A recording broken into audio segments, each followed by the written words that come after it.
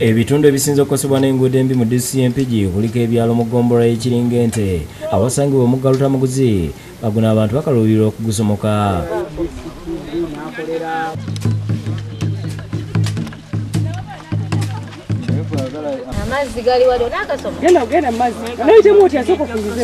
Abatuuze abasangiddwa nga beekolera ku makubo gano bategeezza nti emmotoka tezikyayagala kutuuka mu byalo byabwe nga kiva ku mbeera y'amakubo amabi. Abeera alina oggulu kumwajjira nnyo eno.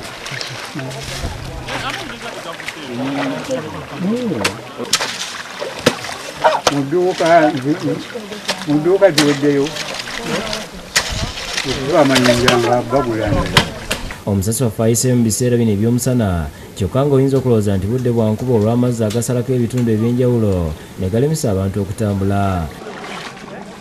Wano tukyasobola kuyitawo era oluusi wano abantu batufiiriddeko ne wano lwa kkubo. Amazzi ganjadde mu kkubo tetulina okukola ki we tuyita. Tukuze nga tuyita muno mu kibira tugenda ku madwaliro eyo naye katwala tekisasobola kuyitamu. Bakama baffe aba gavumenti abadde bavunaanyizibwa okukola ekkubo lino tebalifuddeeko wadde n'akamu. Mu kiseera kino Haji Isima Mukasanga ye ssentebe w'eggombolola akwataganye n'abatuuze bano okulaba nga beekolera amakubo bave mu kulinda gavumenti.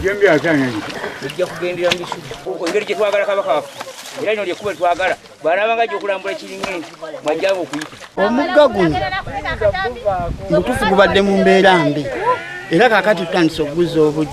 Ekkubo lino lyakolwako dda limaze emyaka 15 naye tugenza okulizuula nga lirimu obuzibu. Yitamu abaana abagenda okusoma ng'oluusi bayinza okufiiramu kubanga amazzi gabadde gatuuse mu kifuba. Balajjande bekikwatako okulaba nga babadduukirira n'ebikozesebwa naddala ebigoma basobole okubissa mu mugga gwa Lutamaguzi. Twagala obuyambi batuyambe bakuwe ku bidomola ku biki tube nga tugenda mu maaso n'ekkubo. Mbeera y'ebigoma musajja wa Kabaka Isima yatugamba nti gavumenti y'emmere egenda kutuwa ebigoma. Joseph Kinobe yakusakidde gweno ku Bukedde TV.